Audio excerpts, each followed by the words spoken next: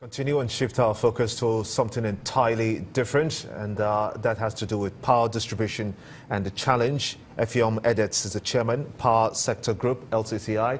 I want to thank you so much indeed for coming on Sunrise Daily. Thank you, Gimba. Now, this is predicated on some concerns raised by the Minister for Power, Babatunde Raji-Fashola.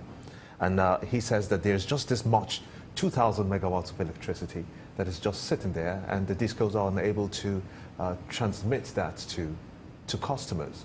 And he wants MAN, the Manufacturers Association of Nigeria, and the LCU to uptake this. That's quite a lot of power to uptake, considering that this is greed concerned. It's not quite a lot of amount of power to take, but it is the reality we have to face. Presently, the GENCOs have about 12,000 megawatts capacity. The transmission have been upped to about 7,000 megawatts, but we are struggling between 4 and of recent 5,000 megawatts distribution. And even with that, we're still faced with lots of outages. And if you recall, some time back, the MAN have to resort to setting up their own power company.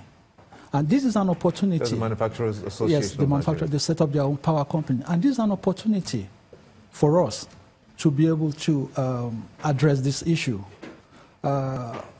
Sometime recently, we had a dialogue session with the minister. He did hinted this concern. Don't forget, the government recently set up an intervention fund to address the issue of gas supply. And in gas supply arrangement, there's a GSA. And in this GSA, the GENCOs have minimum take-up pay. And if they go ahead, continue generating this excess amount, that doesn't make economic sense. So okay? how do we then begin to address the constraints at the distribution end?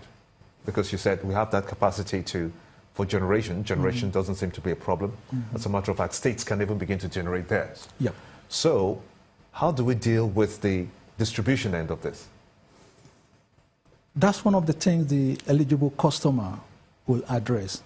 You know, the DISCOs presently have capacity issues, financially and technically. And they don't seem to be in the position to immediately take up this excess power supply. So we have to come up with an innovative arrangement to do this, and that's one of the things the minister is trying to address. If you say they don't have that capacity, let's backdate and see. Let's backtrack and see, because I do remember that the DISCOs themselves, Manufacturers Association of Nigeria, owes the DISCOs over 400 billion naira. Well, in this business, people owe here and there. It's the ability to pay that matters. I mean, if you also hear the demand side of the story, you will be compelled to say, okay, there's the basis for this debt. But having said that, if we have to grow this economy, we must address the power issue. And that we have to start now. I was just about to mention the issue of the eligible customers. This is an opportunity for us to use the eligible customer regulation and see how we can address utilization of this excess 2,000 megawatts. So if you talk about eligible customers, how does that tackle the issue of shedding weight, which will increase costs and tariff on the side of those who are not part of the eligible customers? Two ways you can look at it.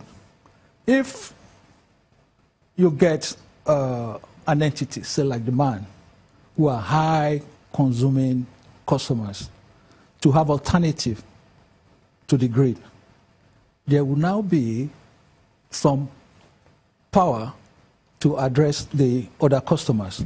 That's one aspect you look at. Then also, the power issue is not just about quantity, it's also about quality. Okay? So if manufacturers and industry players have dedicated power, they will be able to address both. And studies have shown that 40% of our production cost goes to power. And that's not sustainable. So we need to start thinking how we can address this issue. And that is why we felt this recent development being championed by the minister is something we all need to sit together and address. And incidentally, what we want to do and the minister comes with his team made up of TCN, NEC, Edet, and the rest. Then the chamber comes with their team, MAN comes with their team, and we all sit together, develop a framework, a roadmap, and possibly a KPI in achieving this.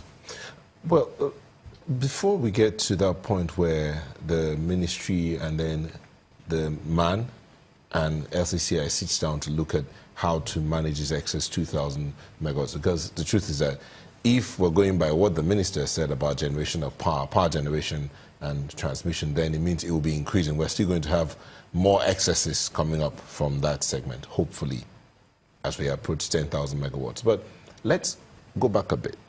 How is it that the GenCos are said to be lacking in capacity? I mean, when they took up this task of, I mean, the DISCOs rather, when they took up this task during privatization, they had potentials, they had obligations, they had things that are supposed to come from government, things that are supposed to come from them. So how is it that at this point in time, we now discover that these guys are not able to move? I won't hold brief for the DISCOs, but at the same time, 4 years ago, and you won't believe it, it's 4 years now since the privatization, when they took over, well, the very first complaint we had was, what we met is not what we expected. Okay, and having said that, we hear, okay, in 2 years' time, things will normalize. But as time goes by, we've not seen those tangible improvements. And whether we like it or not, the DISCO is the most important leg in the power value chain. Now, they bring the money. In that arrangement, the government had an obligation to the DISCOs, and the DISCOs had an obligation to the government and to the people. But if you hear the conversations from them, it's always been that the government has not kept its own side of the deal from that time till date. Now, my question is this. If the government hasn't kept its side of the deal with the DISCOs, do you think sitting with MAN and LCCI, that issue will not come up again? You know, why I smiled. We can go on all day passing the buck, but they have to be reality check. Okay, if you hear the government side of the story, okay, DISCO, you won this bid because you promised us this. One of the key things was loss reduction. And of course, loss reduction comes with metering. Where are we in metering today? Out of 6 million consumers, we've not been able to achieve much. And again, some of us in the industry even consider 6 million a very, very unrealistic figure, because Lagos urban area alone have more than 6 million consumers. So we've not been able to achieve. We need to all come on board. And when I say the stakeholder is going to say, of course, we will have the GenCos, we will have the DISCOs at this stakeholder meeting. Don't forget, it's not only through the MITO tariff that the DISCOs will make earnings. They could also make alternative earning, and this is one of them. But are we fully implementing the cost-reflective tariffs?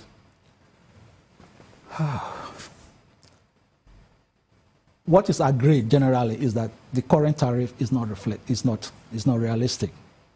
Okay, but at the same time, there is that resistance from consumer you cannot ignore.